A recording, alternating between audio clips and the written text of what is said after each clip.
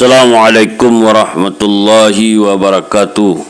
Alhamdulillahirabbil alamin.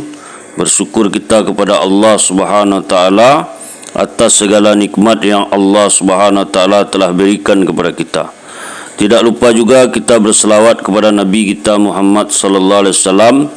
Allahumma salli ala sayyidina Muhammad wa ala ali sayyidina Muhammad.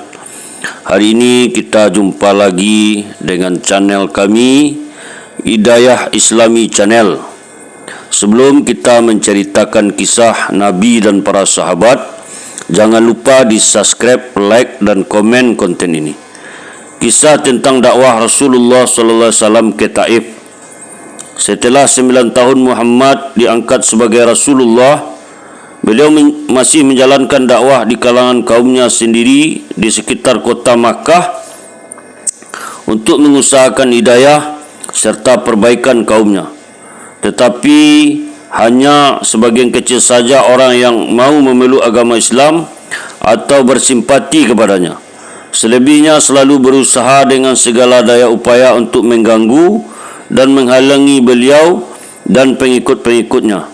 Di antara mereka yang bersimpati dengan perjuangan Nabi adalah Abu Talib, paman beliau sendiri. Namun sayangnya ia tidak pernah memeluk Islam sampai akhir hayatnya. Pada tahun ke-10 setelah kenabian, Abu Talib wafat. Dengan wafatnya Abu Talib ini, pihak kafir Quraisy merasa semakin leluasa mengganggu dan menentang Nabi sallallahu alaihi wasallam. Taif merupakan kota terbesar kedua di kawasan Hijaz. Di sana terdapat Bani Thaqif, suatu kabilah yang cukup kuat dan besar jumlah penduduknya. Rasulullah SAW pun berangkat ke Taif dengan harapan dapat membujuk Bani Thaqif untuk menerima Islam. Dengan demikian beliau akan mendapatkan tempat berlindung bagi pemeluk-pemeluk Islam dari gangguan kafir Quraisy. Beliau pun berharap dapat menjadikan Taif sebagai pusat kegiatan dakwah. Setibanya di sana, Rasulullah SAW mengunjungi 3 tokoh Bani Thaqif secara terpisah untuk menyampaikan risalah Islam. Namun yang terjadi, mereka bukan saja menolak ajaran Islam, bahkan untuk mendengar perkataan Nabi SAW saja mereka tidak mahu. Rasulullah SAW diperlakukan secara kasar dan biadab. Sikap kasar mereka itu sungguh bertentangan dengan kebiasaan bangsa Arab yang selalu menghormati tamunya. Dengan terus terang mereka mengatakan bahawa mereka tidak senang Rasulullah SAW dan pengikutnya tinggal di kota mereka. Semula Rasulullah SAW membayangkan akan mendapat perlakuan yang sopan diiringi tutur kata yang lemah lembut. Tetapi ternyata beliau diejek dengan kata-kata kasar. Salah seorang di antara mereka berkata sambil mengejek, "Benarkah Allah telah mengangkatmu menjadi pesuruhnya?" Yang lain berkata sambil tertawa, "Tidak dapatkah Allah memilih manusia selain kamu untuk menjadi pesuruhnya?" Ada juga yang berkata, "Jika engkau benar-benar seorang Nabi, aku tidak ingin berbicara denganmu kerana perbuatan demikian itu akan mendatangkan bencana bagiku. Sebaliknya, jika kamu seorang pendusta, tidak ada gunanya aku berbicara denganmu." Menghadapi perlakuan ketiga tokoh Bani Thaqif yang kasar itu, Rasulullah SAW yang memiliki sifat bersungguh-sungguh dan teguh pendirian tidak menyebabkannya putus asa dan kecewa. Setelah meninggalkan tokoh Bani Thaqif yang tidak dapat diharapkan itu, Rasulullah SAW mencoba mendatangi rakyat biasa. Kali ini pun beliau mengalami kegagalan.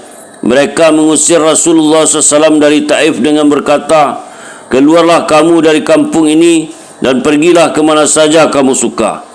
Ketika Rasulullah SAW menyadari bahawa usaha itu tidak berhasil, beliau memutuskan untuk meninggalkan Taif.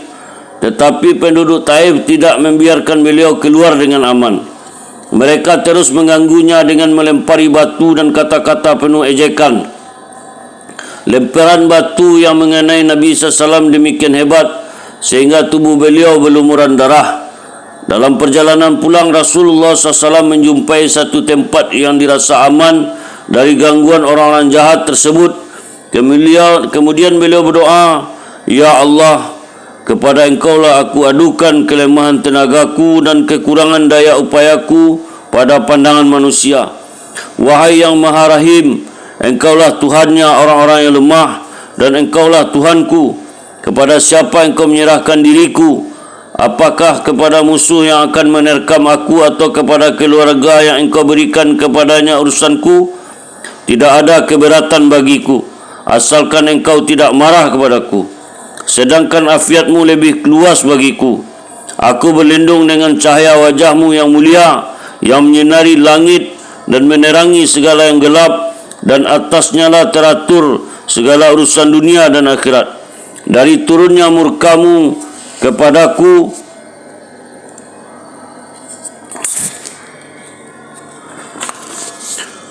ketidakridaanmu kepadaku, jauhkanlah murkamu sehingga Engkau rida. Tidak ada daya dan upaya melainkan denganmu. Demikian sedih doa yang dipanjatkan kepada Allah oleh Nabi sallallahu alaihi wasallam, sehingga Allah mengutus malaikat Jibril alaihissalam untuk menemuinya. Setiba di hadapan Nabi, Jibril alaihissalam memberi salam seraya berkata, Allah mengetahui yang telah terjadi padamu, dan orang-orang ini Allah telah memerintahkan malaikat di gunung-gunung untuk menanti perintahmu. Sambil berkata demikian, Jibril memperlihatkan para malaikat itu kepada Rasulullah SAW. Kata malaikat itu, wahai Rasulullah, kami siap untuk menjalankan perintah Tuhan. Jika engkau mahu, kami sanggup menjadikan gunung di sekitar kota ini berbenturan, sehingga penduduk yang ada di kedua belah gunung ini akan mati tertindih. Atau apa saja hukuman yang engkau inginkan, kami siap melaksanakannya. Mendengar tawaran malaikat itu, Rasulullah SAW dengan sifat kasih sayangnya berkata, walaupun mereka menolak ajaran Islam, saya berharap dengan kehendak Allah, keturunan mereka pada suatu saat nanti akan menyembah Allah dan beribadah kepadanya.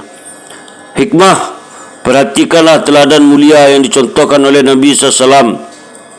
Kita semua mengaku sebagai pengikutnya, tetapi dalam kehidupan sehari-hari, jika keinginan kita ditolak atau tidak disetujui, dengan cepat kita tersinggung dan memaki-maki. Bahkan kadang-kadang ingin membalas dendam. Padahal sebagai pengikutnya hendaknya kita mencontoh beliau. Setelah menerima penghinaan dari penduduk Taif, beliau hanya berdoa dan tidak memarahi mereka, tidak mengutuk mereka, dan tidak mengambil tindakan balas dendam walaupun diberi kesempatan untuk itu. Alhamdulillah, itulah kisah dakwahnya Rasulullah sallallahu alaihi wasallam ke Taif. Semoga menjadi pelajaran yang berharga bagi kita mengenai sifat ketabahan, kesabaran Rasulullah SAW. Kita tutup dengan doa. Subhanallah wa bihamdihi, subhanallah wa bihamdika, asyhadu an la ilaha illa anta astaghfiruka wa atubu ilaik. Assalamualaikum warahmatullahi wabarakatuh.